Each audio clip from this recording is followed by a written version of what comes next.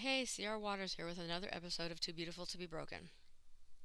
It's still April, so we're going to be continuing on with the same subject we've been on all month: sexual assault awareness and prevention. I'm not going to try to give you as many statistics today. We're going to kind of go into a little bit more personal level of stuff, starting with seeing if we can understand a little bit of what is behind some of the perpetrators. As I've said before, there is no typical profile for a rapist. So it's not real clear what you're looking for. This is not somebody that would be walking down the street that you could point at and say, "Oh, he's a rapist." So men are more likely to commit sexual violence in cities where violence goes unpunished. So a city that's more lenient on their laws regarding sexual assault or rape would be a place where you would probably find more people committing those crimes. Sex offenders are also experts in rationalizing their behavior. They will find every way possible to turn it around, put it back on you, make an excuse for it. It was consensual.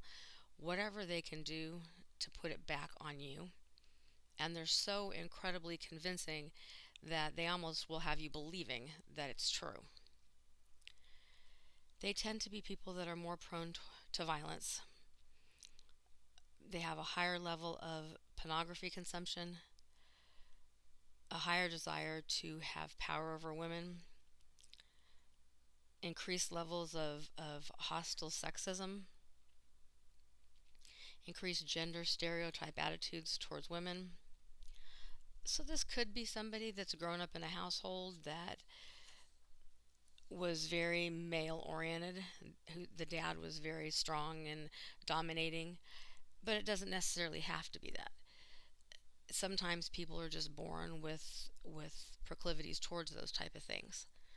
So you can't stereotype somebody into, well, they grew up this way, so this is what happened. So be safe wherever you are. Since we don't really know, make sure that you go places in pairs and that you don't put yourself in situations at night where you leave yourself vulnerable to something like that happening. So what do you do if you are raped? First and foremost, remember it is not your fault. Make sure that you get somewhere safe as fast as you can. Any place that's lit up with people in it, a restaurant, wherever you happen to be, find the closest place that has people and get there. Do not do anything to change your appearance, because when you get to a hospital or the police station or wherever it is that you go, in order to be able to get the clearest picture for what happened to you, people need to see you as you are. Dirty clothes, ripped clothes, injuries, whatever it may be, they need to be able to see that. You need to get medical care if somebody raped you and there's physical injuries. Even if there's not physical injuries, you need to make sure that you get a rape kit done. And you need to discuss with them the possibilities of your exposure to STDs or HIV, or the possibility of pregnancy. So please, please, please do not think that because you can rationalize it out, or he rationalized it out, that you don't need to go, or you don't want to make a big deal of it, or you don't want to get anybody in trouble, that you don't want to go. It's important for you that you take care of you. And that includes getting all of these things addressed when everything is still fresh.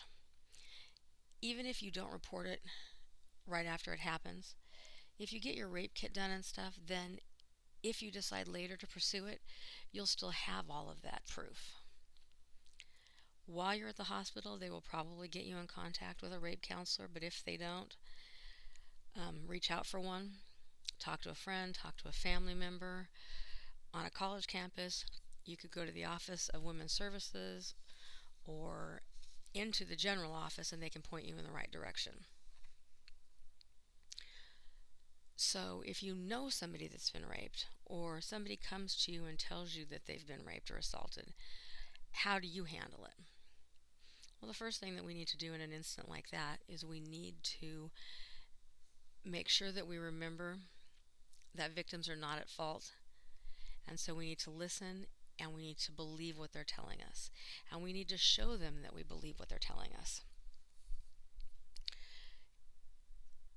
You can do that by listening with empathy and without judgment. Don't ever be judgmental, because it's not our place to judge. And they need us to just listen and show them that we care. Because of that, you have to pay attention to your unconscious body language. So often we don't pay attention to how we act or how we stand. Well, this is a good time to make sure that you do pay attention. Because when you have somebody that's already hypersensitive because something just happened to them, they're going to watch you. And they're going to see how you act. And your body language at that point is going to scream volumes to them. If you cross your arms, or you stand in a defensive position, or you get a look on your face, or something that either looks like you don't believe them, or that you're showing upsetness or anger or disbelief towards them, they're going to shut down and they're not going to tell you anything else. So please pay attention when you're talking to them, and be conscientious of the things that you say and how you say them. The next thing that we need to do is make sure that we are proactive in making sure that they get the help that they need. If they haven't been to the doctor yet, we need to make sure that they get there, or to the emergency room. If they haven't sought the help of a counselor or a therapist or a pastor or a family member or a friend, we need to make sure that we get them to where they need to be to help their mind get into the right place so that they can process it and figure out where to go from here. They probably need a loved one to stay with them. If they don't have anybody around, say on a college campus, maybe you're that person that needs to stay with them, or you know somebody that is. During this whole process, when you're with this person, you need to make sure that you respect them and you respect their privacy. This didn't happen to you. It's not your job to tell anybody. It's your job to be there for them, to show support, and to keep what they've been telling you confidential until they're ready to share it. It's not for you to share. Unless it comes to a point where they're going to harm themselves or harm somebody else, then you speak up. Until that point, it's not your story to share. So that's going to lead us right into why sexual assault and domestic violence rarely get reported. Rape is the most underreported crime ever. 63% of assaults are never reported. And I think a lot of that has to do with the fact that, one, they feel like the criminal justice system is basically just going to re-victimize them. They're not going to believe them. They're going to say they're the criminal. So they just simply don't go and talk to anybody. Rape crisis centers and recovery centers a lot of times are the only place that victims feel like they're comfortable to talk about what happened. So due to the low reporting rates, only 3% of rapists will ever spend a day in prison.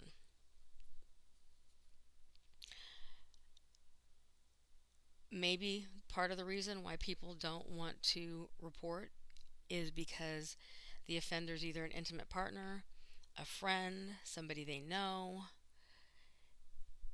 and they're afraid of reprisal from this person. They want to keep it as a personal matter because they don't want to admit that this person that they're in this relationship with would do something like that to them. The rapist or the offender has downplayed it so much that they no longer believe that it's important enough to report. They may believe that the police won't do anything, or that if they do, they don't want to get the person that did it to them in trouble, especially if it's somebody that they know.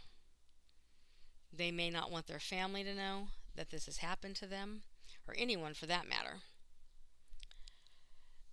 They may not feel like they have enough proof of what happened. They could feel like they did something wrong, which, of course, at that point in time will lead you to a point of humiliation. Like, what did I do? Oh my gosh, I did this thing or this thing. Now they're humiliated because they feel like it's their fault, which is going to lead them to feelings of shame and depression. They may even deny what happened or try to minimize it. Many people that have been through this kind of thing develop PTSD, which we've talked about before, which is post traumatic stress disorder. Somebody that's been through this kind of thing multiple times in their life, or was a victim of childhood sexual abuse, who's now been victimized again, a lot of times have what's called developmental trauma. Developmental trauma is a form of PTSD, but with regular PTSD, you have life before what happened and life after what happened. With developmental trauma, there is no life before and life after. You really don't know what life is without some sort of trauma in it. So when you've been victimized again, or I guess re-victimized, if you were a survivor of childhood sexual assault, you're very likely going to come to a point where you're going to feel shame and like something has to be wrong with you. You're not worthy. You're not worth being loved. Everybody's going to use and abuse you your whole life. So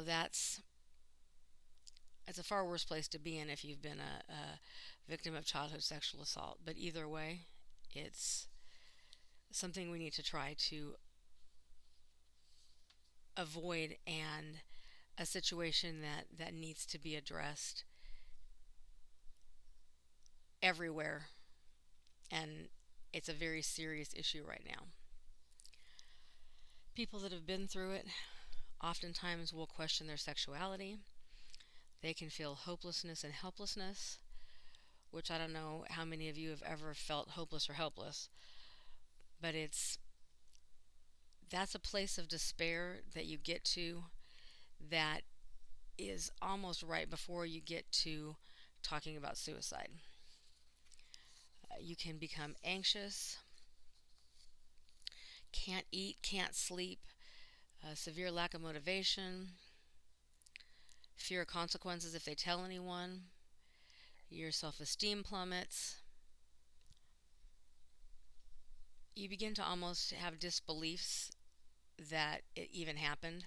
You disassociate yourself from it. And when you do that, you're just pushing yourself closer and closer to suicide. So it's important that we get on top of it now, and that we make sure that people have the avenues that they need to go to talk about it and process it and get it out and work through it, so that you don't get to such a place of despair that you feel like suicide is even an option. I've been there. I know what that feels like. There's been times when I've felt like it would be so much easier if I wasn't still in this world.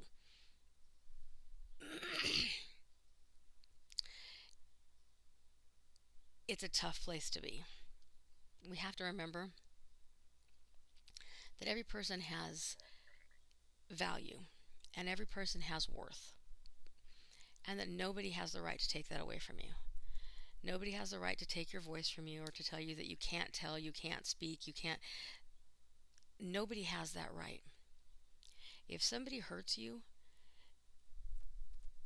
you have the right to scream it at the top of a hill to anybody and everybody that's listening that this is not okay. This person needs to be held accountable. The silence surrounding sexual assault in children, in adults, rape, anything domestic violence, any of that, we need to take the silence away from that. We need to stop keeping quiet. We need to bring it to the light so that people can heal without having to keep it all inside and pretend it didn't happen for their whole entire lives. You're not going to heal that way. There is light on the other side of the darkness. It may take a while to get you there. I went through 19 years of therapy, and I still struggle sometimes. The best thing you can do is to reach out to people around you that are there to help, that want to help, that you can talk to, be that a professional, a pastor, a friend, a family member, because you can't go around it, you can't go over it, but you don't have to go through it by yourself. So you can find somebody that's willing to walk with you and dig in and go for it. Because when we stand up and we step outside of our comfort zones and we push it and we get through, we take back that part of us that we lost. We take back that hurting little girl, that hurting young lady, that person who doesn't feel like they have anything to say about anything, the person that feels worthless or unloved or unlovable, or like, if I was a better person, this wouldn't happen to me. You will take all that stuff back and you will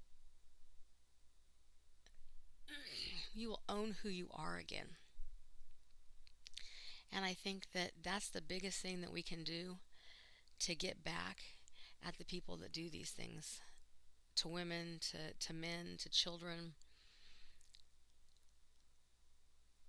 Getting better and not allowing them to take our voices, and thriving and becoming something and despite them, I think is the best thing that we can do in this world to show them that we will not be defeated, that we will not let them take that from us.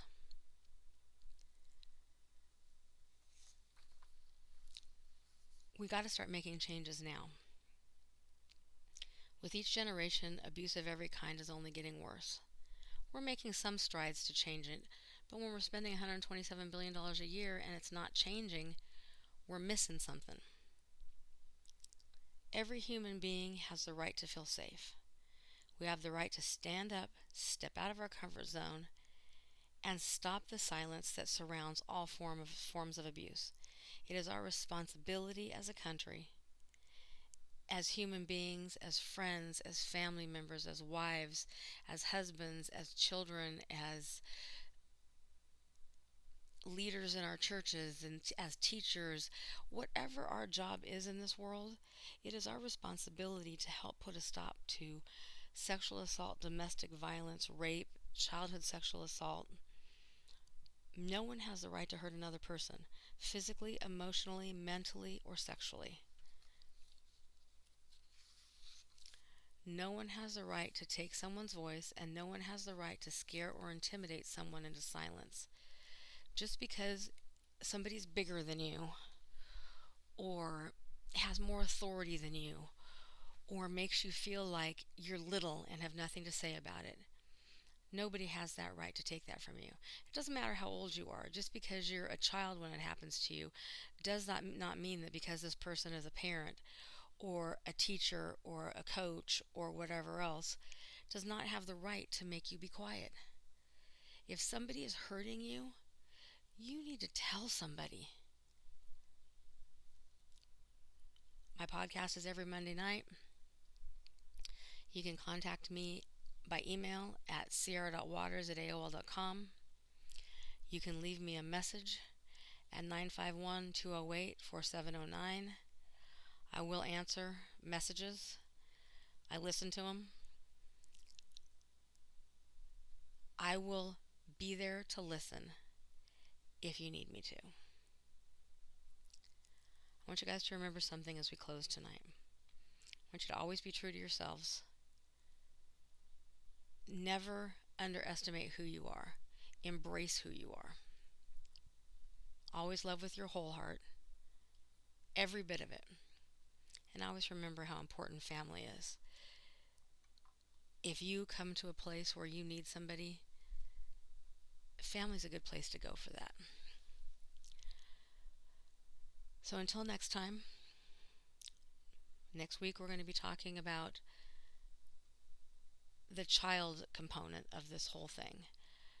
Some of the social media that our kids are on, the direction that it's leading them in, what it's leaving them vulnerable to, and I'm going to give you guys an idea how to talk to kids, whether those be siblings, kids.